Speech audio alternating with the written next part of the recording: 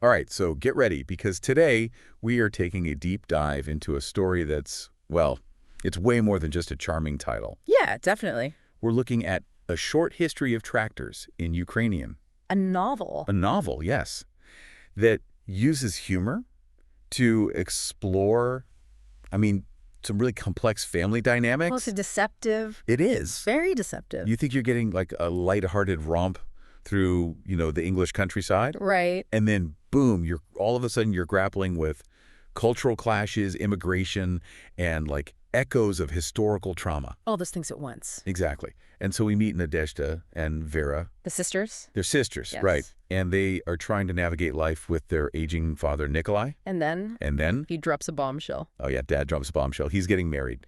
But not just to anyone. Oh no. To A Valentina. much younger woman From Ukraine. from Ukraine. Yeah. And Valentina is no shrinking violet. Nah. She bursts onto the scene like a whirlwind. Like a whirlwind. Ambitious, bold. Chasing her own version of the Western dream. Oh, absolutely. Remember that scene where she buys like a Rolls Royce? Yes. A Lada and a Rover? And she doesn't even have a driver's license. Doesn't even have a driver's license. It's hilarious, but it also kind of speaks volumes about, this allure of this Western ideal. Right. This promise of a better life. Yeah. That can sometimes clash with reality. Totally. And it makes you wonder, like, what kind of life was Valentina leaving behind? Yeah. And what does she hope to find in England?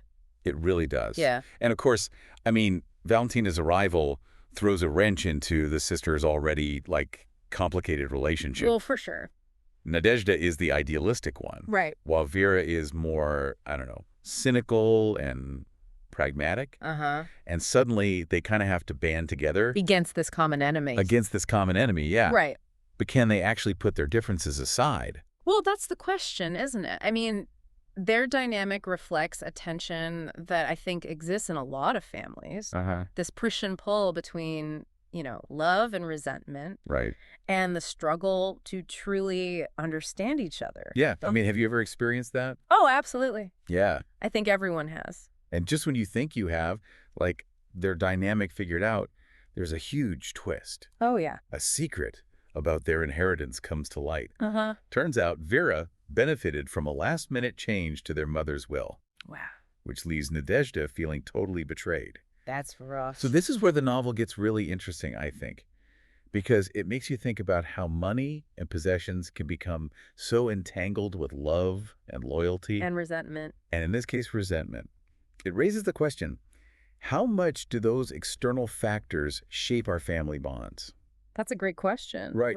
Is it even possible to separate the emotional stuff from the practical stuff when it comes to family? I don't know. It's tough. It's really tough.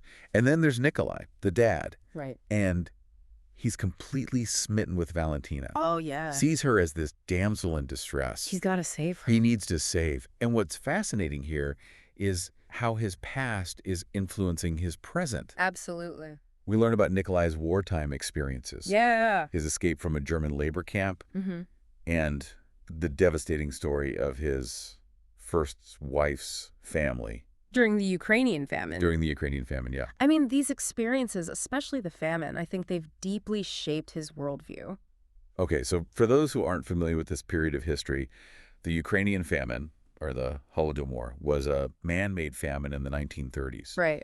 That killed millions of Ukrainians. Horrible. It was a horrific event that left, a lasting scar on Ukrainian society and culture. For sure. Yeah. And for Nikolai, who lived through this trauma, it's understandable that he would be drawn to Valentina. Right. Who represents a connection to his homeland. Right. And a chance to, in a sense, rewrite the past. It's almost like he's trying to make amends for the suffering that he witnessed. But, as the story unfolds, we start to uncover this web of secrets and lies.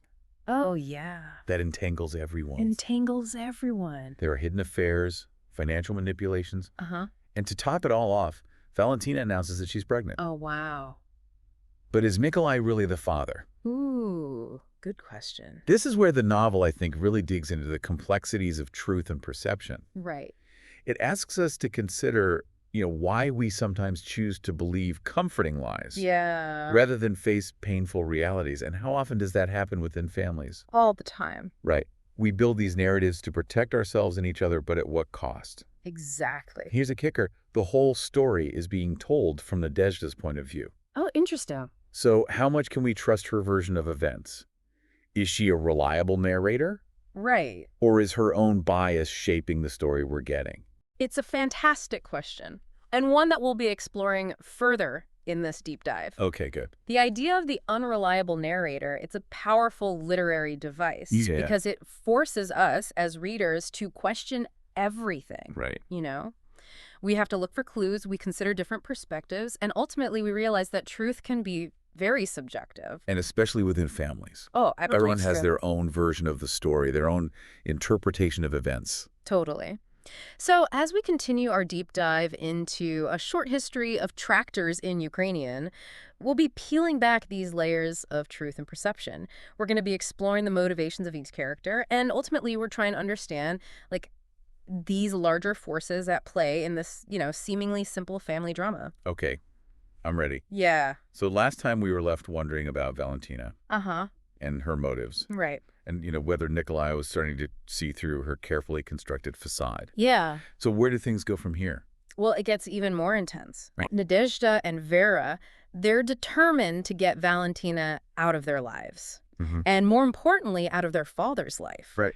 They start digging into her past, Okay. hoping to find something, anything, that will expose her and force her to leave. So it sounds like they're turning into, like, amateur detectives. Right. What kind of things are they uncovering? Well, their investigation takes some interesting turns. Okay. But what's really fascinating is that, in their search for information about Valentina, they actually uncover a secret about their own mother. Okay, now that's intriguing. Ludmilla. What kind of secret are we talking about? It turns out Ludmilla was deeply in love with someone else Oh, what? before she met and married Nikolai. Cool. He was a submarine commander. Uh-huh. And tragically, he was killed during the war. Wow, that changes things. It does. It puts their mother in a whole new light. Exactly. Imagine the weight of that experience, the grief of losing someone you love so deeply. Right. And then having to rebuild your life in the aftermath of war. I mean, it makes you look at Ludmilla's stoicism, her frugality,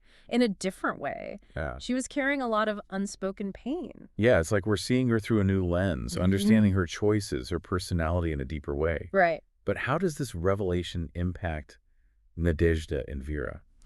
I think it adds a layer of complexity to their rivalry. Great. They're not just fighting over, a share of the inheritance or who was the favorite child. Right. They're also grappling with this legacy of their mother's unhappiness. It makes you wonder if, on some level, they're trying to, like, make up for their mother's lost happiness, trying to create a different outcome for themselves. That's a really insightful observation. It makes me think about how often we try to, rewrite our parents' stories, consciously or unconsciously. Yeah. But while the sisters are busy unraveling family secrets, what's happening with Valentina? Right. Let's not forget about Valentina. She's facing deportation, but I have a feeling she's not giving up easily. Oh, you're absolutely right. Valentina is resourceful. Yeah. She hires the solicitor, starts networking within the Ukrainian community in England, and even uses, Nikolai's financial information to try to bolster her case. Wow. She's determined to stay in England no matter the cost. So she's playing the game. But how is Nikolai reacting to all of this? I mean, is he starting to suspect that Valentina might not be who she pretends to be? It's a slow realization for him. Okay. On the one hand, he's still smitten with Valentina. Yeah. He sees this strong, independent woman who reminds him perhaps of his first love. But on the other hand, he can't help but notice that, Valentina's actions don't always align with her words. He's starting to see the cracks in her facade. What finally pushes him over the edge? Well, a few things happen. Okay. Valentina becomes increasingly erratic. Her disregard for Nikolai's feelings becomes more blatant. And, of course, his daughters keep reminding him of all the pain she's caused. Eventually, he's forced to confront the reality of the situation. So he takes action. He does. He decides to file for divorce. Wow, that's a huge turning point. How does Valentina react? Predictably, she's furious. Yeah. She accuses Nikolai of betrayal, threatens him with legal action, and even tries to blackmail him with a shocking claim. She announces that she's pregnant, insinuating that it's his child. Wait a minute. Didn't we learn earlier about, like, her other relationships? No. Is this another one of her schemes? That's what Nadezhda and Vera believe. Okay. They're convinced that she's trying to secure her immigration status by any means necessary. Whoa. And they might be right. Remember, we're seeing the story through Nadezhda's eyes, so her perspective is influencing our understanding of Valentina. It all comes back to that unreliable narrator. But poor Nikolai. He's older, he's already been through so much, and now he's caught in this web of manipulation. How does he handle Valentina's pregnancy claim? He's completely bewildered. He doubts himself, he questions his own sanity, and he grapples with this incredibly difficult situation. It's a poignant portrayal of someone who is trying to do the right thing, but who is constantly being undermined and manipulated. It's almost like he's being punished for his good intentions, Yeah. for trying to help someone in need. So what happens next? Does the divorce go through? Yes, eventually the divorce is finalized, Okay. but it's far from a clean break. Uh-oh. Valentina disappears for a while, leaving Nikolai heartbroken and financially drained. Just when he's starting to rebuild his life, she reappears. Oh, no. And guess what? Okay, I'm on the edge of my seat. What happens when she returns? She comes back pregnant What? and more determined than ever to stake her claim. Wait a minute. She's pregnant again? Yeah, But who's the father this time? that's the million-dollar question. Right. The novel leaves us guessing about the true paternity of Valentina's child. Uh-huh. It could be Nikolai's. Right. It could be her, on-again, off-again boyfriend, Ed's. Or it could be someone else entirely. Oh, wow. And that's where we'll leave things for now. Oh, the suspense is killing me. Listeners, we'll be back in just a moment to unravel the final chapter of this captivating story. Okay, so we're back for the final part of our deep dive into a short history of tractors in Ukrainian. The final chapter. The final chapter. And we left off, with Valentina's return, pregnant and shrouded in mystery. Yeah, the ultimate cliffhanger. It is. Who is the father? Right. And what will this mean for Nikolai and his daughters? It's a brilliant setup, isn't it? It is. The author really keeps us guessing. I mean, remember, up until this point, Valentina has been portrayed as this, somewhat manipulative figure. Right. Someone who's very good at playing the game and using people to get what she wants. Right. But there's this turn of events Mhm. that makes us question everything we thought we knew about her. You're right. It was that moment when Nadezhda walks into the pub Yes. and finds Valentina crying with Ed. Exactly. And it turns out they weren't celebrating a secret affair or plotting their next move. They were grieving. They were grieving. Valentina had just received news that her ex-husband back in Ukraine, the one she always referred to as the intelligent type, had died. Oh, wow.